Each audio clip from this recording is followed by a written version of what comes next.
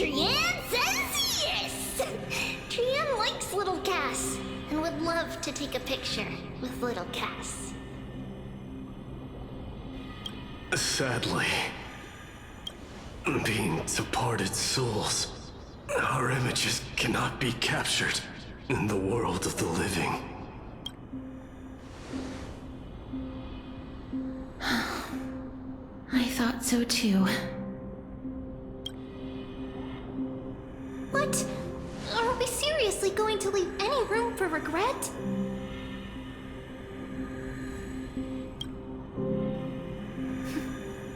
There won't be any regrets.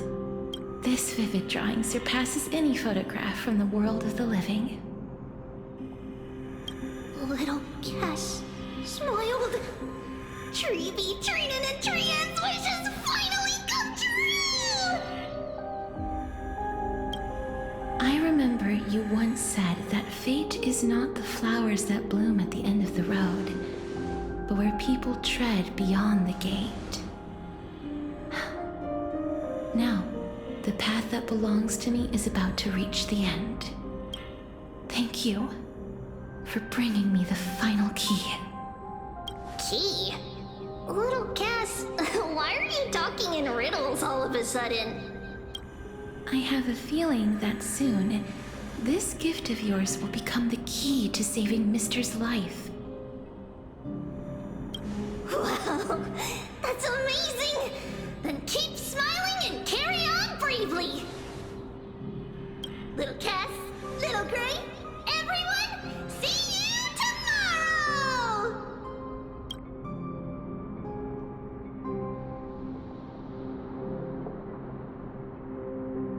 Lady Trian. The aura of this place. We have indeed reached the end of the stream of souls. If I go any further, I might lose myself. I must leave now, for the black tide still wreaks havoc in the realm of the living.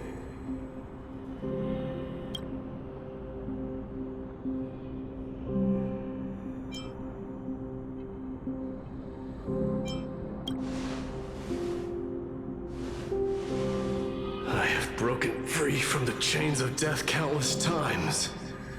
This time will be no different. Castorus, will you fulfill your duty for the flame chase? I have yet to make my decision, Lord Mighty. No matter. Make the choice your heart desires. Even if it takes 1,000 years of waiting, I will continue to fight till I die. Then rise from death till the miracle descends. There is one more thing you should know, Lord Mighty. What is it? Professor Anaxa may have deduced the principles behind the Era Nova. You and I may be reincarnated as strife and death in the next cycle, becoming calamities wreaking havoc upon the world. I see.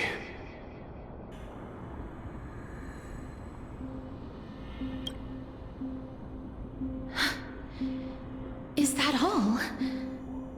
Are you going to accept such a fate without complaints? Do you have a strategy to shatter the shackles of our fate? I haven't found it yet. Perhaps I never will. Then, cease wasting your thoughts on futile matters. Control what little you can.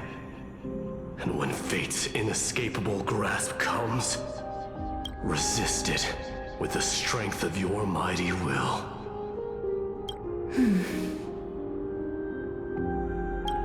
Thank Thank you, Lord Mighty. I will find the right decision.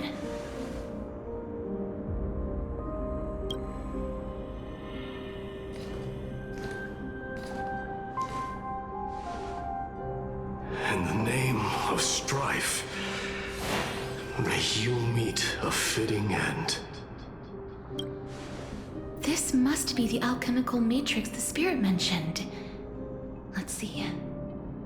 We need to insert Aquila's sky, Georios' earth, Kephali's fire, Fagusa's ocean, and Nestia's love.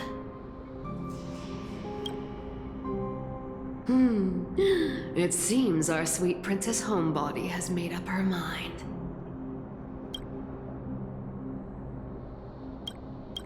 In that case, seamstress, I suppose I no longer need to deliver your message.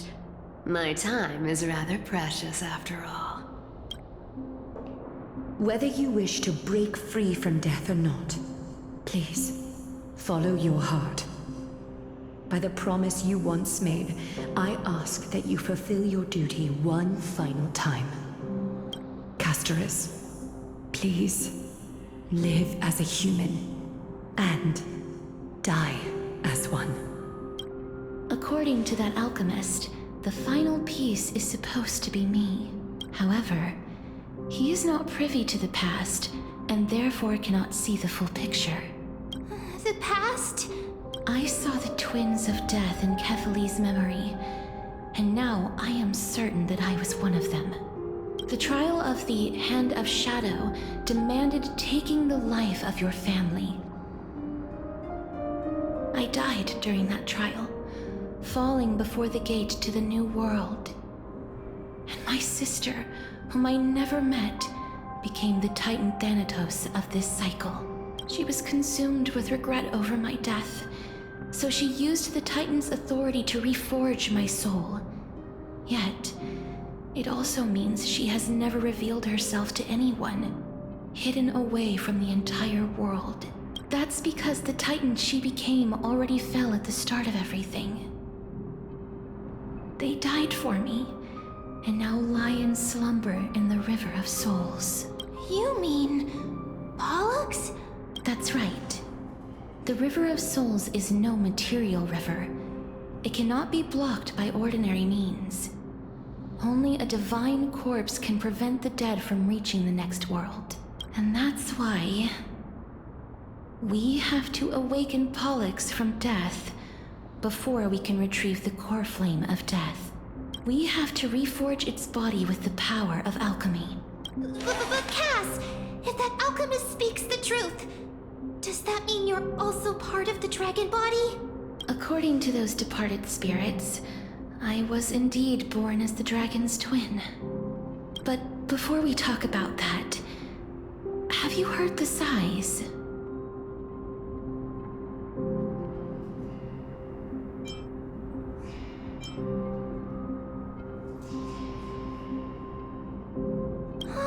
I heard them too. So what are those? I think it's probably the sign of Pollux's wish being fulfilled. They must have realized how heavy a price they'd need to pay when they used their divine authority to resurrect a dead woman. That's why they exerted every ounce of their strength to send me to Styxia, a city that called for death, a land where none is hostile to death. They never saw their wish fulfilled and fell so prematurely, all because they wanted to give me a new life. Pollux must really want to know how their sister has been after giving their all to save her. That wish is the reason Pollux's soul still lingers in the mortal realm even after their fall, quietly watching and documenting every detail of their sister's life. So instead of picking up objects on the way here, We were instead showing things to a strand of yearning that lingers here. Now, we must weave these yearnings together and restore them into Pollux's complete soul. but all of this is just a hypothesis, right? What if we go through with the ritual and it turns out totally different? That's fine. As Professor Anaxa often reminds us, such is the nature of alchemy. The true outcome can only be known once the process is complete. This is why alchemy is also known as the miracle of creation. Now, the puzzle of Pollux's yearnings is nearly complete, with only one final piece remaining. I shall reveal what they have been yearning to know in the alchemical matrix. I will show them my whole life since I left Styxia. Lady Trianne has already drawn a picture of my entire life, and it is now in my hands.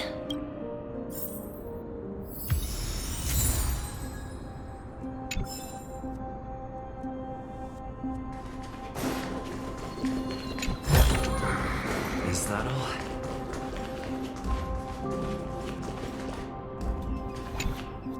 Then, let the ritual begin.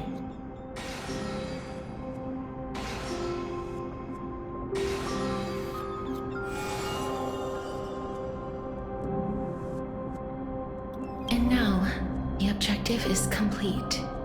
That is all. Such is what Professor Anaxa always says after preparing for an alchemical ritual. Pollux, I shall lift you from the river of souls and reforge your soul. Perhaps you will be disturbed by this, and your body may become horrifying to behold. But if even the slightest trace of your soul remains, the soul that once ferried me to this side of the shore, then please, look at me. I wish to thank you in person. I have obtained everything you sacrificed your divinity for. Lady Almanette. Did she recognize you? Oh, she must be the first soul we can communicate with here, right? I'm afraid she is just another spirit trapped here, like the rest of them. The only difference is that I was there when she died. Please, go on. I'm listening. Are you about to tell the story of Styxia? Yes. You're just as smart as I imagined, but... never mind. Now's not the time. There's no need to worry, Elder. Take a look around you. You're already at the resting place of the dead. The world of the dead. But how? I understand that you chose to remain silent about the story to protect Casterus, the girl who coexists with death, but you no longer need to hide that story. I can assure you that you have protected that girl's life well. Well, in that case, let me begin. Styxia, the pearl of the ocean, plagued by unwarranted calamity and ravaged by death in the fairy tale. It was the first city-state to shift their faith towards death, even before Idonia did. From where you stand now, I suppose that's a bit hard to believe. Right? Indeed. I cannot imagine that those from the era Chrysia, blessed with eternal life, could ever yearn for death. I have pondered the same question, child. But I am afraid there is no clear answer to it. Journeys and epics are only glorious and magnificent because all things eventually fade to dust.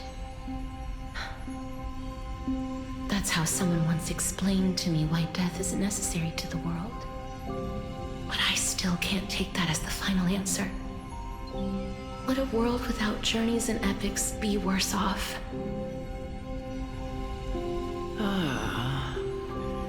take it the one who spoke this line was a general, or perhaps a warrior. I, however, did find some inspiration in these words. Would you like to hear my thoughts, Castoris? Please enlighten me, Lady Amunet. Though I have already made up my mind on how to handle the authority and core flame of death. Your words might truly guide me toward the path forward. You and I are neither warriors nor generals. Therefore, journeys and epics cannot truly resonate with us. But what if I reframe it like this? What if love is not a trait bestowed upon mortals by Nestia, but a blessing from death? Love. No one ever invented the word cherish in the era when life was eternal. For all the good things in the world could be revisited endlessly, and every bond formed carried no risk of being severed. The so-called Era Chrysia was an age devoid of both virtue and sin. People did not truly live. They simply existed, going through the motions without passion or purpose, then waiting for something to happen. Perhaps the people of Styxia chose to embrace death not out of fascination with its cruel and fearsome side, but instead became fixated and obsessed with the impulses and desires tied to a finite existence.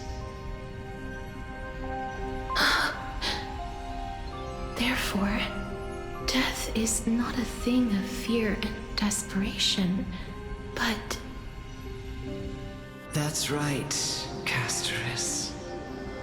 It is the reason we shed tears when parting ways, and also the original spark that ignited the passion of mortals. If you truly intend to deprive the world of death, then be prepared to witness it return to a state of stagnation. I understand, Lady Amunet. Our limited lifespan shapes all that we know and love. Not even the Death Titan has the right to take that away from humankind again. Nestia's love was the chrysalis of gold's first blessing, but it most likely wasn't understood by mankind. We only learned to interpret this wonderful gift after Thanatos' arrival. If the world was bereft of death, then the Queen of Styxia wouldn't have played midwife in delivering me into this world. You wouldn't have welcomed me into Idonia, and Aglaia would never have invited me to join the Flame Chase journey. None of these stories would ever have happened, and I would never have lived, let alone found happiness. Thank you, Mother. I will use all the love I've experienced in this long life to complete the final miracle. My teacher, Anaxagoras, grant me the wisdom of all things. I call upon thee, the stripped dead dragon's corpse.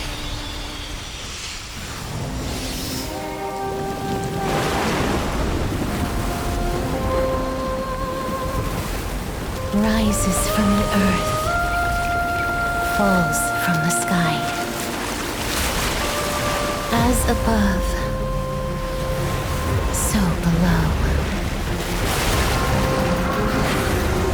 This is the greatest power of all powers. Unstoppable in this world.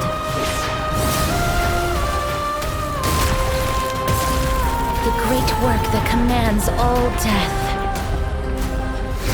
I shall grant you embrace.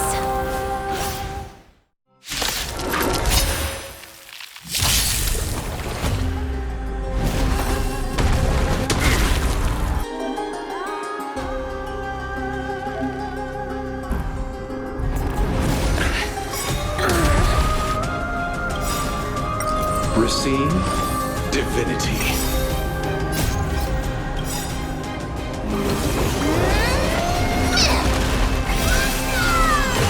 Eternal sleep. The dead return!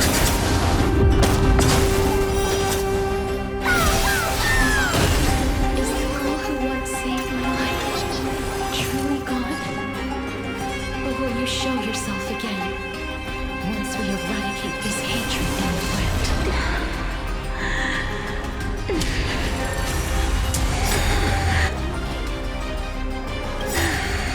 And I know you're anxious.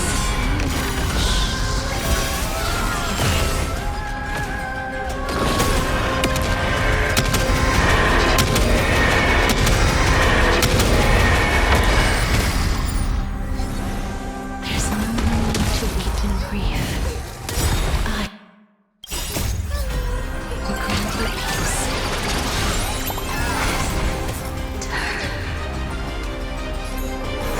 Yes, it's me. I'm back. I shall remember this.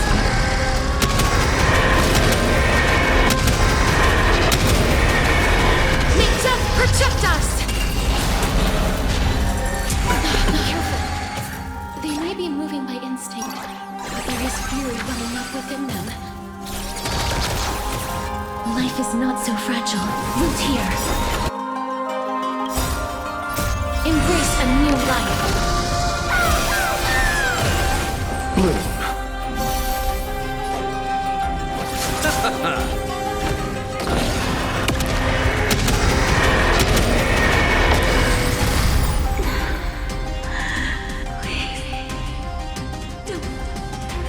Turn back to Netherrealm.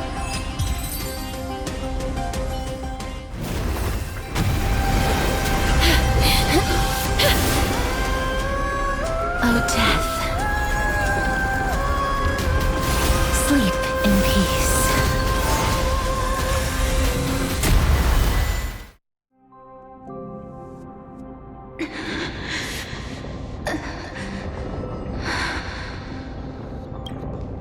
I'm sorry I have to wake you up from ancient death. And I know you're anxious. Shh. Don't be afraid.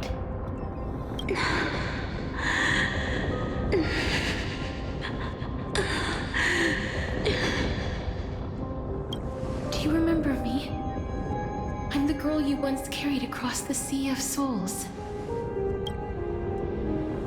I'm sorry I wasn't able to remember you, but with the help of many people, I was finally able to pick up these broken fragments of my past. I'm back, Pollux.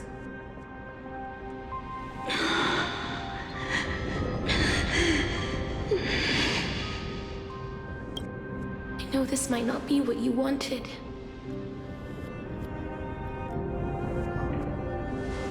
But I have to do this.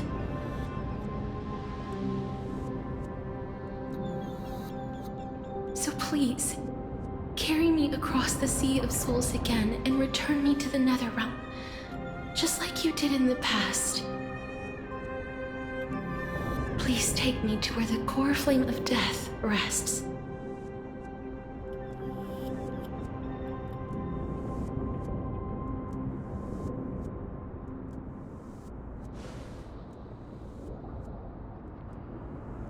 I'll be going now.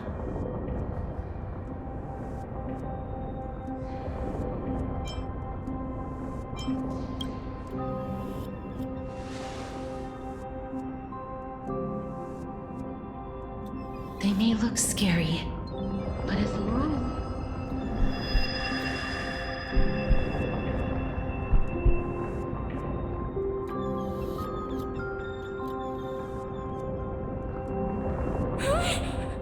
What's wrong?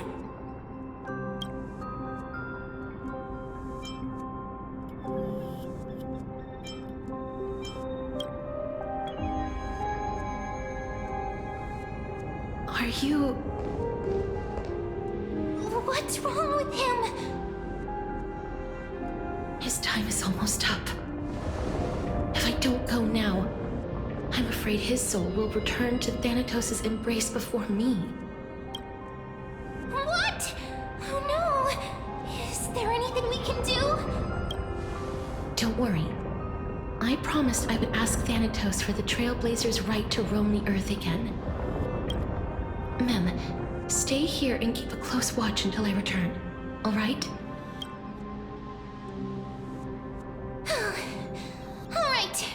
I'm the best at taking care of others. Go on, Cass. Make sure not to leave yourself with any regrets.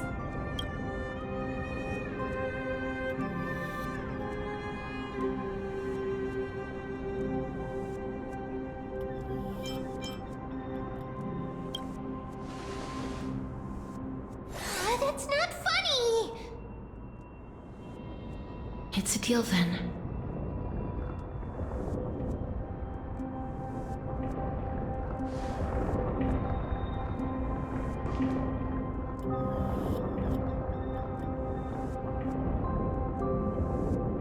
Please.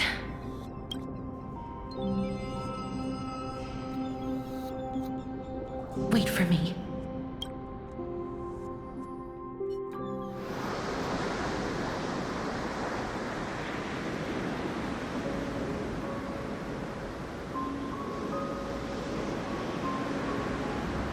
After all that, you still ended up back here.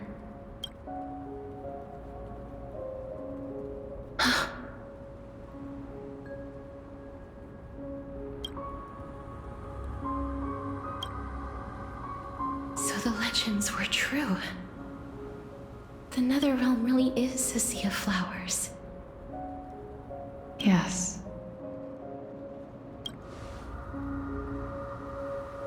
Just like the flower fields we tended to back then.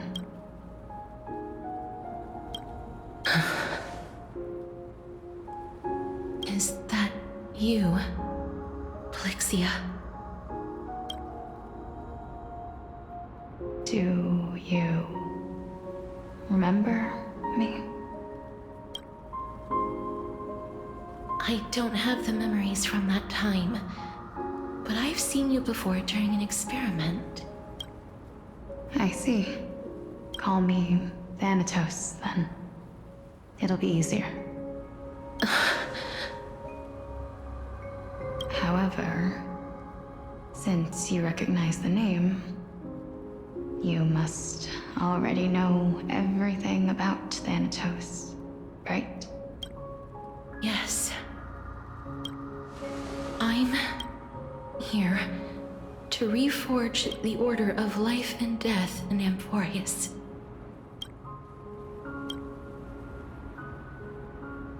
You know, my sister was a sympathetic, but rather sensitive person.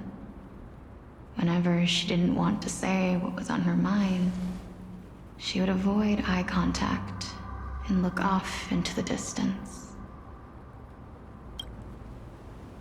Just like what you are doing now. Can you tell me about the last Era Nova? What did you do, Plixia?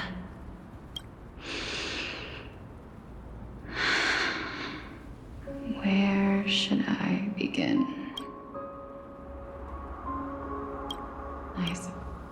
A long, long time ago, there were a pair of like-minded twins. As foretold in the prophecy, they were chosen to be successors to the god of death. But fate was cruel. The price of attaining divinity was to take the life of a family member with our own hands. That trial was indeed recorded in that memory. Then you should already know that my sister voluntarily gave up her own life, so that I could ascend as the demigod of death. But I couldn't accept that. Why did we have to kill each other for a future she'd never see herself?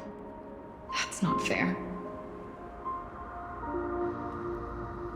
So, while weaving the laws of the new world, I shattered the forbidden bottom line for life and death.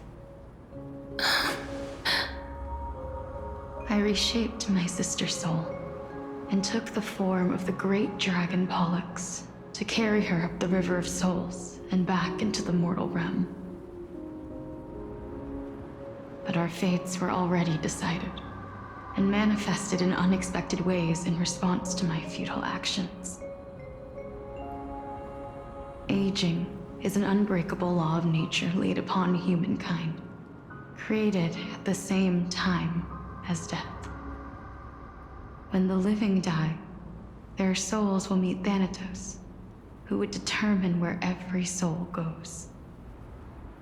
If the Reaper raises their left hand, the soul is granted death and allowed to enter the Netherrealm to await reincarnation.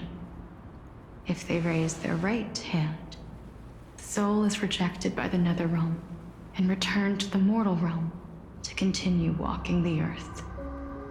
That's why the Hand of Shadow can only lay down judgment and not embrace another being.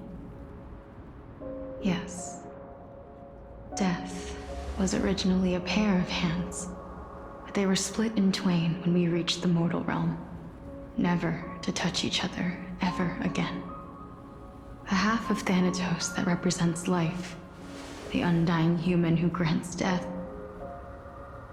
that was the curse I forced upon you. Then, what about you? As the half of Thanatos representing death, I shoulder the fate of defying death. I died the moment I entered the world of the living. From then on, my Titan also no longer existed in this world. The cycle of life and death stopped. Souls were denied their audience with death, and were left stranded within an ever-rising river of the dead. What irony. My selfish desire to save your life gave you and the world a fate far worse than death instead. Then, what was left of my reason was left behind in the Netherrealm, where I've been taking care of these flowers day after day, until there is now a sea of them, all while mulling over the subject of life, death, parting, and enduring an endless loneliness. Fate is absurd indeed. Our lives were a mirrored image of one another, like a pair of hands. Even so, we arrived at the same destination. We walked different paths, yet experienced the same pain. I had hoped that maybe you would at least have a good life in this cycle. I'm sorry. I lived my life well. It didn't go to waste. As far as I'm concerned, you did nothing wrong. Even though I forced the authority of granting death to humanity upon you, a total stranger. Too many responsibilities were forced upon me in the course of this long journey. I was once lost, even upset. But I realized recently that if it weren't for your blessing, I wouldn't have understood the source of these emotions, nor would I have realized my purpose. I wouldn't have made it here to reunite with my missing half. And we wouldn't be discussing our past while sharing the same view of this landscape. I wouldn't have understood the meaning of our existence. The meaning of our existence. This sea of flowers blooms on dead land, because we sowed it with the seeds of our separation and watered it with our tears of loneliness. Yes, the only thing death is allowed to create are flowers that bloom from blood and tears. That's why Thanatos cannot create living beings at will, nor can the Hand of Shadow determine a person's remaining days. Because the life and death of mortals should never be dictated by another's will. Are you saying there's no point in Thanatos' existence? No. No single being can bear the scales of life and death on their own, not even a god. Life and death weigh equally heavy. We both know that now, don't we? You, too, must have had a difficult life. We've taken quite a ridiculous journey together, haven't we? I had a feeling, even back then, that we would meet again one day.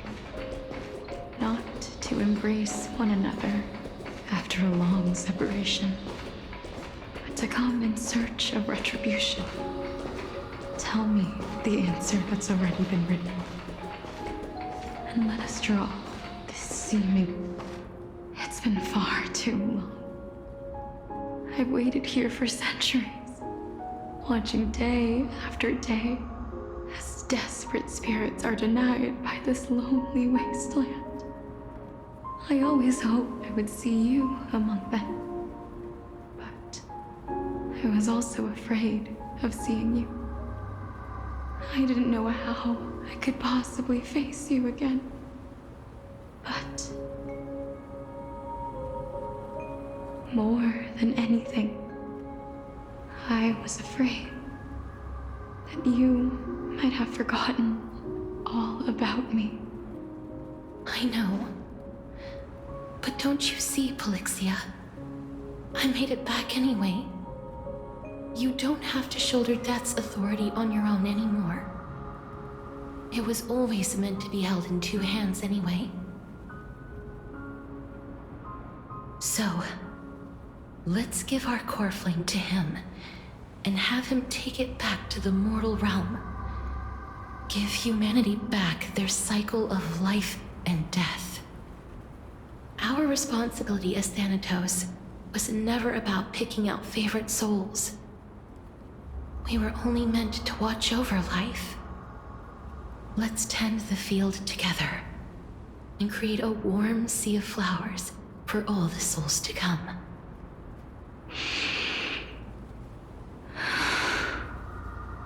What do you think, Polixia? Yes, just one last step. You shall wither, and through that, the dead will sprout again from the remains, and be reborn with the dead flame. As foretold by the prophecy, Thanatos' authority is only destined for only one person to wield. As the Chrysos heir of death, as their demigod, as a titan, our fated moment has arrived once again. Just like before. Yes, just like before.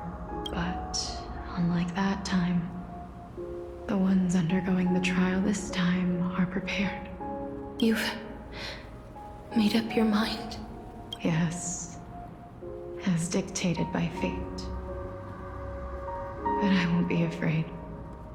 As long as you're here with me, complete your trial in this life. grant me the embrace of death, and light the spark of life ablaze. You've been tempered by life and death. I know you'll be able to give this wasteland its first breath of life, like a raven butterfly, flying swiftly into the netherrealm, perching on the twig of death. I will. After this, I will remain permanently in the Netherrealm. The River of Souls shall return here and rain down from the sky, scattering souls across the earth. The cycle of life and death will flow once again. This sea of flowers you sowed shall bear countless joyous or sorrowful souls, and bloom evermore.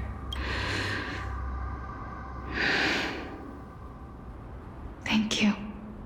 Just one last thing. Can you grant me one wish? Of course. What is it? Please, don't forget me. I promise you, when we meet in the next world, even if I have endured another reincarnation, even if we do not know each other's names, I will still hold you tightly in my arms, just like what I did when we were born. Casterus. Casterus, you're as beautiful as a fleeting butterfly.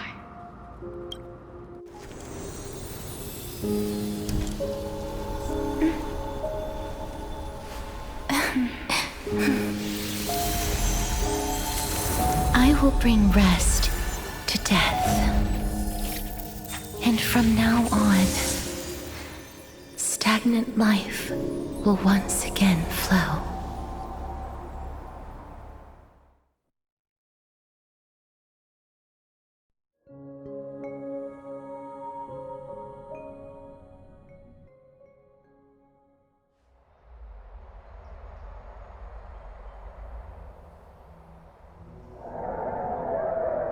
Time flies. In the blink of an eye, the 15th entry hour is already at hand. When this farce is over, your soul will be placed on the scales of life and death. Are you ready? No need to ask so many times. Of course I am. Then why do you drag your feet? Is your fear of crowds holding you back again? I simply find them too noisy. Paying attention to conceited fools like them would be an utter waste of my time. Such harsh words. As I see it, you are no less arrogant than they are. I couldn't agree more. Oh. I did not expect to hear that from you. Are you not going to refute me? I know myself better than you think I do. At the very least, better than a stowaway like you. And they say men whose ends are nigh have but kind words. Well, that is exactly why I chose you. Should I thank you for the compliment? The hour of the trial has come.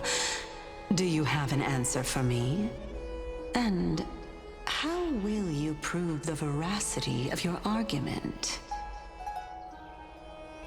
I suppose there is no point in putting this off any longer. Do you recall where we stopped the last time? You were saying that Amphorius's history is cyclical. Indeed. The demigods that bear the core flames eventually become the new titans at the world's end.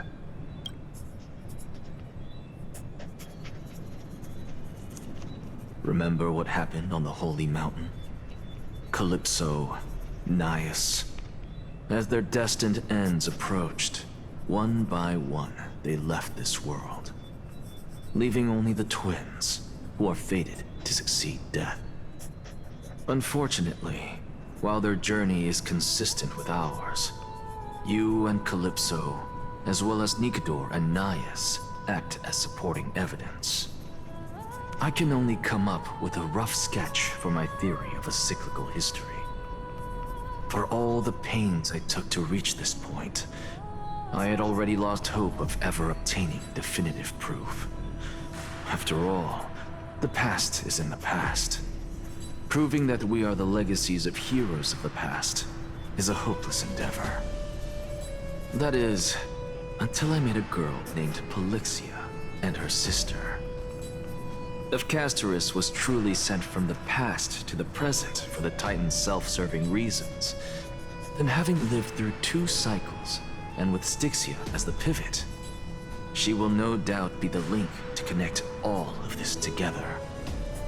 If the Twins of Death can bridge 2 cycles to reunite at the shores of the Sea of Souls, then my hypothesis will no longer be just a hypothesis.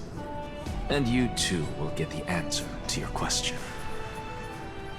Well, that is all well and good, but how can you be so sure?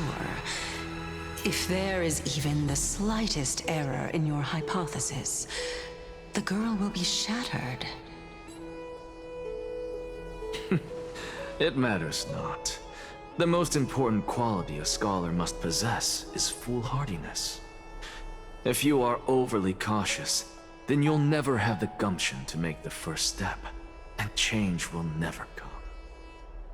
Besides, I, Anaxagoras, am destined to overturn this farcical world. Come, let us go and teach those pathetic worms one final lesson.